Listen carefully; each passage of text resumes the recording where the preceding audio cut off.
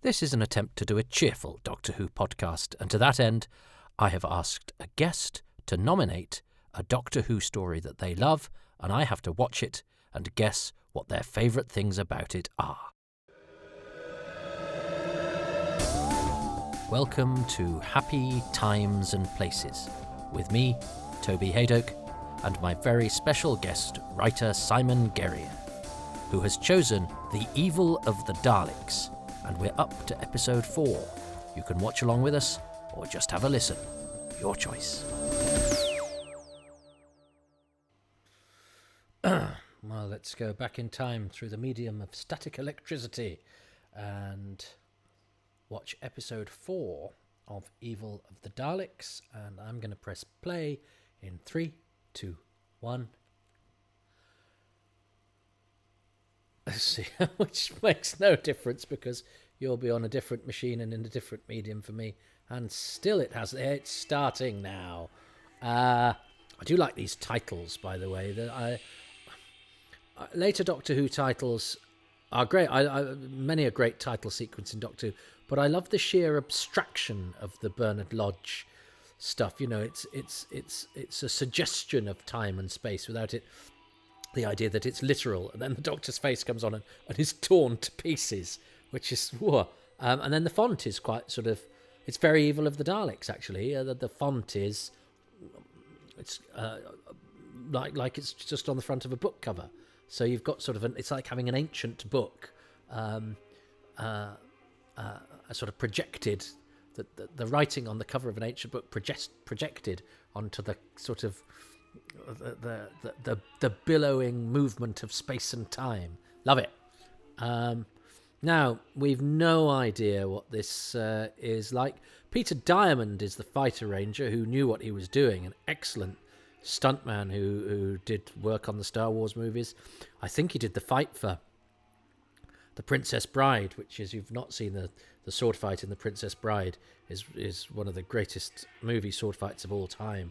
Witty, really well done. It's got character in it as well as action. It's brilliant. If you've not seen The Princess Bride, I don't know what you're doing here. Go and see The Princess Bride where you watch me talking along to still pictures. But Doctor Who's, history is littered with fairly bad fights as well. I'm looking at you, the time meddler. But I trust Derek Martinez and I trust Peter Diamond. I also trust Sonny Caldenez because he was a wrestler, of course. So, again, it's very difficult. That's why I think, that's partially the reason I'm sort of a bit muddy about the middle episodes of Evil, which are very important, of course, because Jamie is basically being a guinea pig doctor to distill the human factor, whatever that is. I like it is a bit David Whittaker. That wasn't. I think there was going to be in the original story. They go back in time and get a caveman called Og, which because they needed somebody to do stuff to distill essence de humanité, or whatever it is. Oh yeah, there's some outside filming of Kemel hanging down the roof. So yeah, Og would have been the key to the human factor, whatever that is. They're very vague about it because it's a very vague sort of idea. There's one thing that makes us human. What is it? It's a factor. It's a thing. And can you narrow it down with that? Well, it's not the thing that makes the Daleks. What's that? That's a different sort of factor. Gonna go into any more detail? Don't need to, because I'm gonna make it a really good production with really interesting characters and a big Dalek fight at the end. So you'll sort of forget about that bit. Oh, okay. And I sort of do, but that and that, the idea of alchemy, the idea that Maxtable is after alchemy, and David Whittaker's absolute faith in Mercury as being something that can do almost anything. It makes his approach to science a particularly very much his own thing, but I don't mind it because he's an interesting writer, David Whittaker. He pushes different buttons, and I think that's what the discontinuity guide meant, perhaps, by what is it, papering over its scientific implausibility with a confident swagger. Yeah, it's a brilliant period production with a gloriously interesting guest character. So therefore, the science we can forget about. Now, we've just seen Victoria's handkerchief on the floor, which is the birth of many a great anecdote from Fraser Hines about picking up things of Victoria's that have been dropped and picking up and replacing them, the prop, with a pair of knickers, much to the embarrassment of Deborah Watling. I think there's a similar, that anecdote, one size fits all. It can also fit something that happened in the Web of Fear as well. And again, aren't those much loved anecdotes part of our experience and the appeal of the show? Oh, Kemel's got a fez. Long before in Doctor Who land, fezzes were cool. Is it it's not the only fez in classic Doctor Who. Ibrahim Namin has one in Pyramids of Mars. I'm not going to list all the fezzes in Doctor Who. I don't know them. But there's those two. Now, interesting. Patrick Troughton is not here this week. I think this is the first week he has off since he started. That was really interesting when I did my book with Rob Shimon, Running Through Corridors, and we watched the series in order, a couple of episodes a day. Hartnell has quite a lot of time off, various weeks off.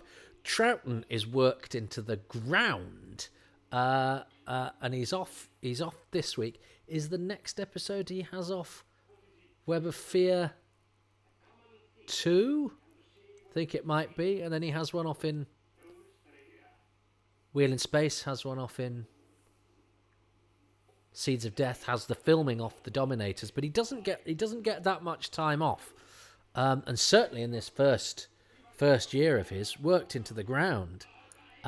But in this episode, he's in the episode, but he has to do some pre-filming. So Troughton and the Dalek, those scenes will have looked extra swanky because they'll have been shot on film. But I don't think Deborah Watling's there either, is she? Is she all on film this week? So Fraser Hines was king of the studio this week.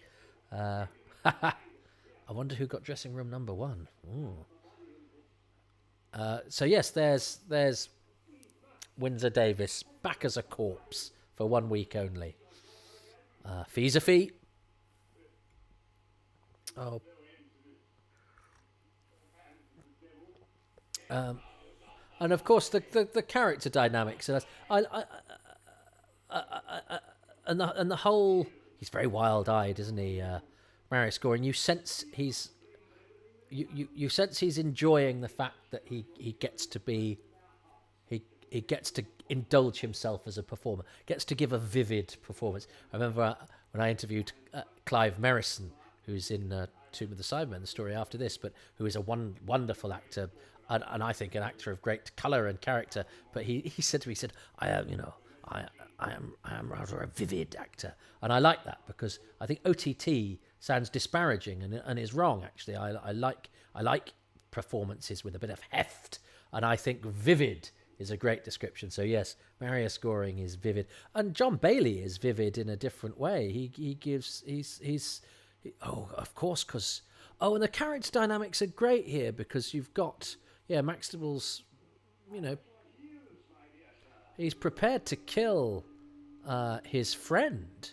The manipulation that Maxtable does with Waterfield, that we go, well, he's bad, but the Doctor's manipulating Jamie, but for good. Do the ends justify the means? We know what sort of people say that. It's really interesting character dynamics. There's a lot going on amongst the long scenes between Kemel and Jamie, which are, of course, again, do not benefit from the fact that we cannot see them because Kemel doesn't speak.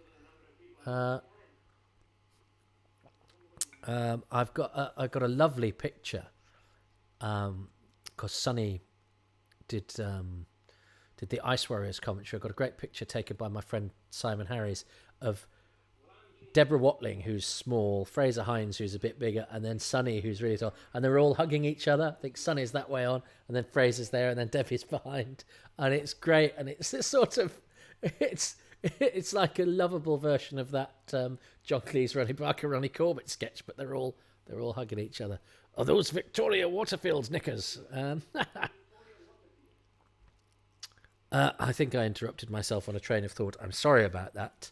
It's very difficult because I have to follow this and talk at the same time. It's the way it works. But it wouldn't make for much of a podcast if you're just listening. If I didn't say anything, so Jamie is talking to Kemel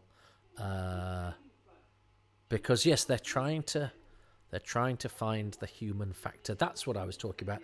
The dynamics between the characters here. You've got this sort of extended family. You've got Waterfield and his mate Maxtable, his manipulative rich friend Maxtable, who lives at Grimsdyke House, and then Ruth and Terrell and Molly, who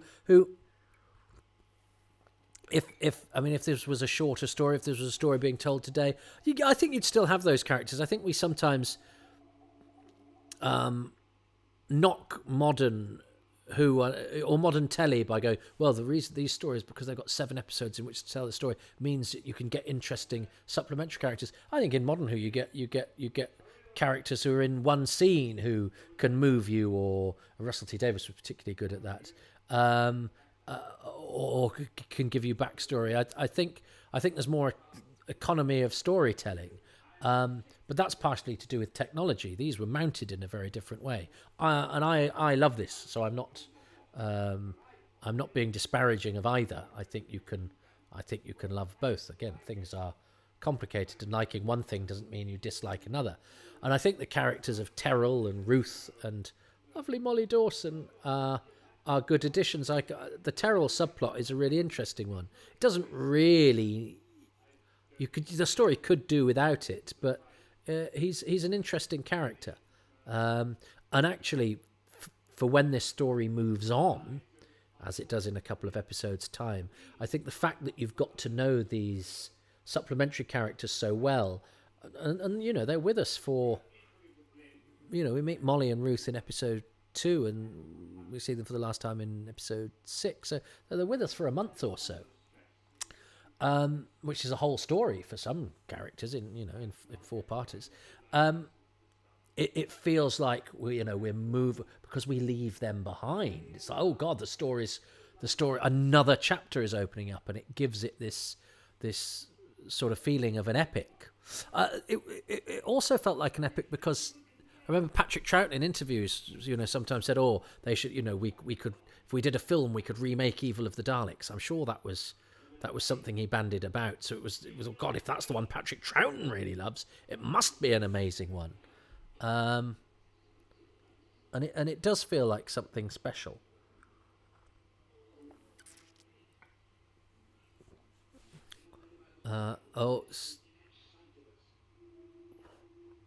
And it's nice that Kemel and Jamie have lots of sort of adventuring to do together. Jamie's a very friendly fellow, isn't he? Fraser Hines is great. He's a great ambassador for Doctor Who. He's old-fashioned Fraser Hines in that he's all about sort of giving value to the viewer. He's always he's always trying to, and that's in his approach to how he approaches doing conventions and commentaries and documentaries and stuff like that. But I think as an actor, he's like that as well. He's never lazy. He's always trying to keep things interesting without mugging. He's not a selfish actor, I don't think. I've got a lot of time for Jamie. He's one of the great companions, and isn't it amazing to think that he's in every Troughton story bar the first one. But of course, because this is season 4, we have no complete stories from season 4. Isn't that an absolute tragedy? I mean, isn't it weird that the 10th planet's missing its last episode? Don't trot out the Blue Peter thing. That's not true. But because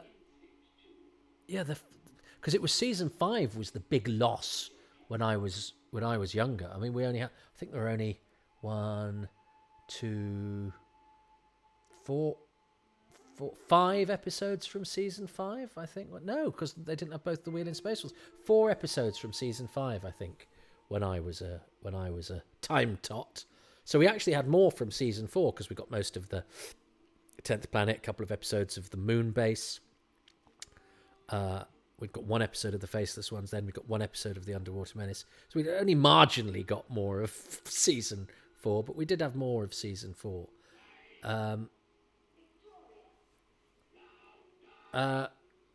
There's a bit of footage from the house in this recon, and it's that balcony looks great, and I suspect again Martinez would have made good use of it as a set.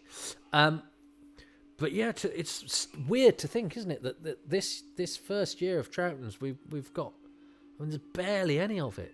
I feel that loss, I really do. I would love to see this. I would get more excited by the idea of a miss. It's what I fantasize about. I don't fantasize about wealth, and I sometimes fantasize about a loft conversion. Because I'm getting on a bit now. But I do. I sometimes, if I'm walking the dog, I go, okay, Toby, so you go to a car boot sale and you've got 6 episodes. You find 6 missing episodes, Doctor Who. Which ones do you want them to be? And I think I'd definitely choose episode 7 of this. You've got to see the Dalek Civil War. I mean, and they repeated this, of course. This was repeated after the Wheel in Space and repeated as part of the storyline. The Doctor shows, I love the fact he even goes, I'm going to weave it into a complete story for you because that's my life. I spend my life being in stories. Yes, this is, shall I tell you the story of my holiday?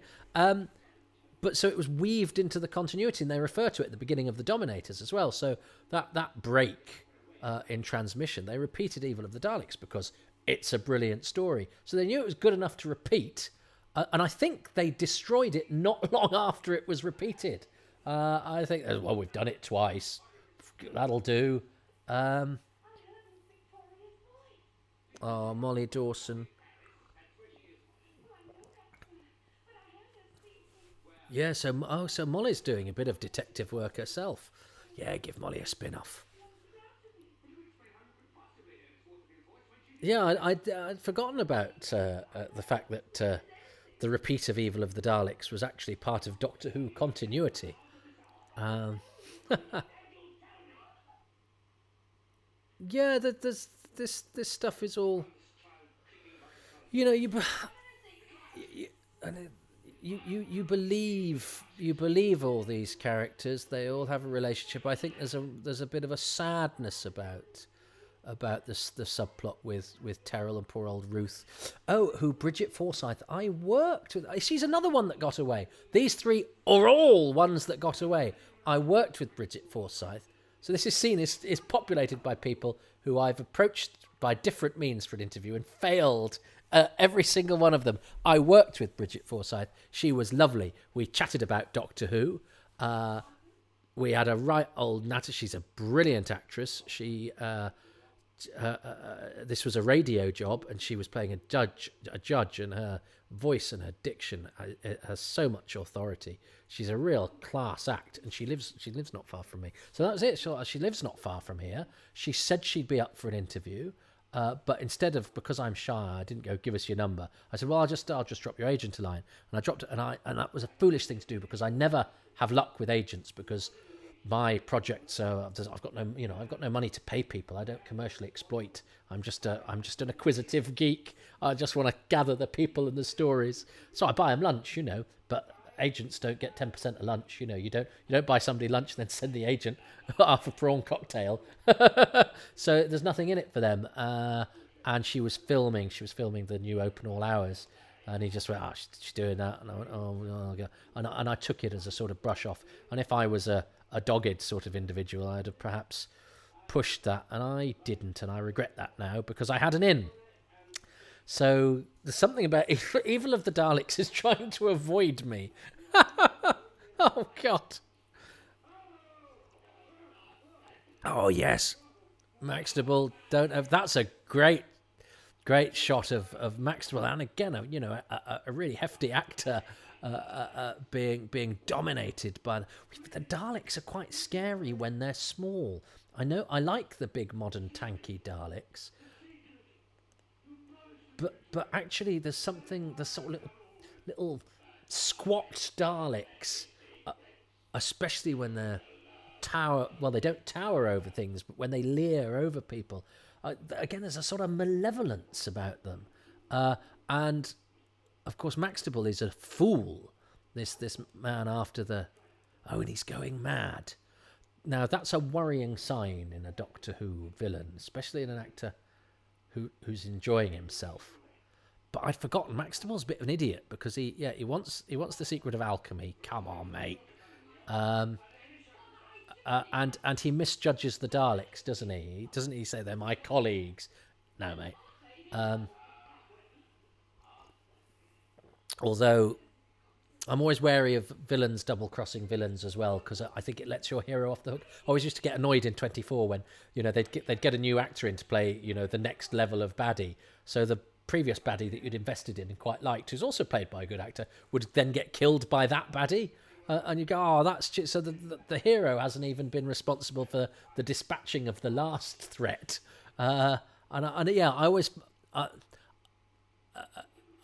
find it a little boring when the baddies sort of dispose of each other. I'm not saying that's happening here, but there is that in the dynamic of Maxtable isn't necessarily going to be defeated by the Doctor, although he is outwitted by the Doctor, but he's also partially defeated by the Daleks. Although actually, I'm talking myself out of this because he's actually defeated by his own arrogance, because he thinks because he's a man of property and he's a man of money and status, he can make a deal with the devil, which is a story as old as time, and his folly is that ambition and arrogance.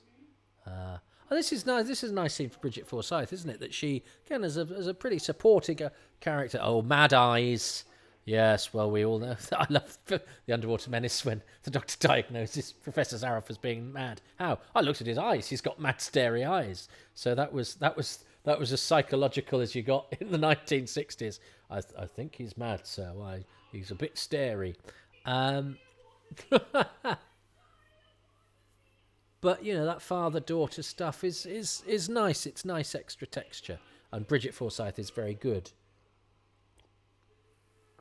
and gets a decent crack of in those days. Most parts were worth turning up for. Even Bob Hall in episode 1, he gets a decent amount to do. And Kennedy,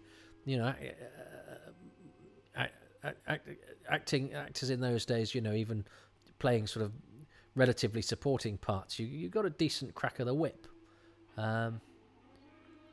We've got no idea what this is like, have we? But Kemel and Jamie fighting the Dalek, and I believe, isn't there a scene in this? This is what I learned from that brilliant website. There's a high camera shot filming down, so you see that's what the split level of the location will have afforded a good director like Martinez and the film. So, although this I think is totally mysterious to us, I'm optimistic it will have looked good. But I think there's they kill a Dalek, don't they? They blow up a Dalek. Does it get pushed off? Does it fall down a level? And this website of Gavin Reimels that I told you about on a previous episode points out that the prop that they use to be the broken Dalek is the bashed-in Dalek that's at the end of Power of the Daleks, because they'd got a broken Dalek. They were, well, that might come in useful some other time, and lo and behold, it does. And Gavin has sort of managed to compare the two and go, yes, you can tell that it's the same thing. I love that sort of scholarship in an area that isn't my area. Props and costumes and things aren't my speciality, but there's just been a design special from Doctor Who magazine where Phil Newman, who's another sort of dogged Doctor Who researcher, his thing is sets, and he contacted all the designers, and we've only got interviews with them because of Phil's work in the early days, and I love all that, and how people sort of share their spoils and for me, I mean, contacts as well. Phil has always, if I've needed a number, always given me a number, because I think we're all on the same side. But we don't, we don't all hang about together. There's not a sort of cabal of Doctor Who fans who meet in secret and plot. But there is, a sharing of information and helpfulness. That's great. That's great. The music there again, the Dalek. So, okay, well, I mean, yeah, we got through that. I was having to do a lot of guessing and a lot of talking. I'm so sorry. But that's because there was a lot of action in that, which, may well have made it one of the most exciting episodes of Doctor Who ever. It's difficult to tell when you've only got pictures. So what am I going to choose? I might have to... design. Chris Thompson, the designer, is... Dalek Stories created by Terry Nation. I remember that Terry Nation was cross because he's not credited on episode 1. So I think there's a voiceover on episode 2. The announcer did a voiceover on episode 2, having him not been credited on episode 1, and then he's credited on episodes 3 onwards as Daleks created by. I think if he wasn't cross, his agent was. That's what agents are for. So that's why he gets a credit. But Chris Thompson, the designer, who worked as a design assistant on some of the Hartnells, is he on design assistant on Mission to the Unknown? I think, I don't know. Don't write in, but he's certainly a design assistant on. So, and this is his only credit on Doctor Who, and I think the design work on Evil is great. So because I'm tired and because there was not a lot to get to grips with, a lot of that is guesswork. So I'm going to say, for points overall, Chris Thompson's design work is glorious. He's great at the period stuff. That stuff in the futuristic stuff also holds its own and gets particularly good, I think, with the Dalek City and all of that sort of stuff. So I think for honours shared across the story, Chris Thompson's design work is going to be my favourite thing for episode 4. What has Simon chosen? My best thing about episode 4 is there's a huge chunk of this episode where we have no idea or very little idea about what is actually going on. The fight scene at the start of the episode lasts just over 4 minutes with barely a single line of dialogue. The camera script hardly tells us anything of what's going on. The telesnaps just give us a few clues. Reminiscences of the actors in it and the crew who worked on it don't really talk us through the beats of the fight scene. So it's reconstructed in the audio versions and the audiobooks and whatever, really from guesswork. And I find that fascinating and quite fun. My best thing. Right, so the thing I was complaining about, I said he was clever. The thing I was complaining about, the fact that we can't really see it, he's made into a virtue. And he's quite right. That is part of the fun of it, the guesswork, the fact that we might one day get a clue or a clip might turn up, or but it means there's still something tantalising, something to discover. Well done for turning that into a virtue, Simon. He's a clever fella. I still make no... it is slightly cheated because so much of that was actually at the house. It's not really a very Chris Thompson-y episode, but I played the design joker. I don't care. I don't think as outside the box as Simon. Great. Well, look, Evil of the Daleks possesses some sort of factor that makes it special. Let's see if we can distill it down to what that is in the next episode. But thanks for joining me for this one. Good night. I'm very grateful to my guest, Simon Guerrier, who is one of the most interesting and offbeat writers of Doctor Who fiction. He's done stuff for Big Finish, he's done stuff for the BBC, he's a bit of a Renaissance man. I particularly enjoy, it's so difficult, so many to choose, but I'll tell you what, if you haven't stumbled across a companion chronicle called Home Truths, which is the first one to feature Sarah Kingdom, it's a really fascinating piece of work and very, very well done, and rightfully got some plaudits when it was released. But that's just one of Simon's many contributions to the Doctor Who universe. Please do check out his work. It will make you sunnier for the experience.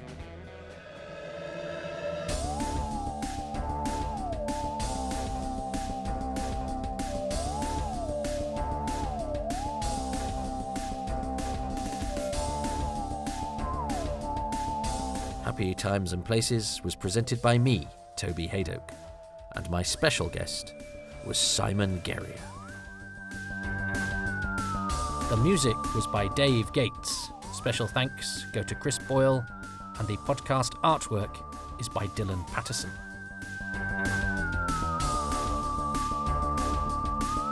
My thanks to this episode's featured patrons: Christopher Joyce, Andy Kitching, Pip Madeley, Russell Parker, Paul Shields, David Spencer, Sidney Trout, Alistair Wallace, John Williams, Pascal Zierker, and Sydney Wilson.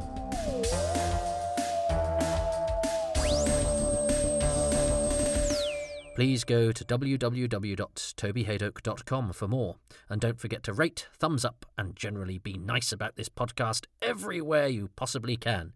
It's easy for you, and it helps me, and I'll be very grateful. You can support these podcasts and any other of my broadcasting endeavours at patreon.com/Toby Haydock and kofi.com/Toby Haydock. Patrons get special goodies and advance releases, and of course, my eternal gratitude.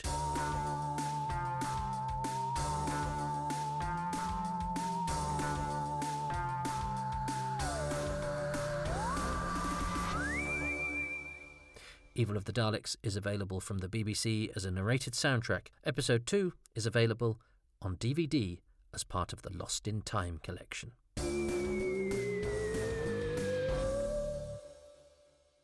Don't forget to subscribe to the official Toby Haydock YouTube channel.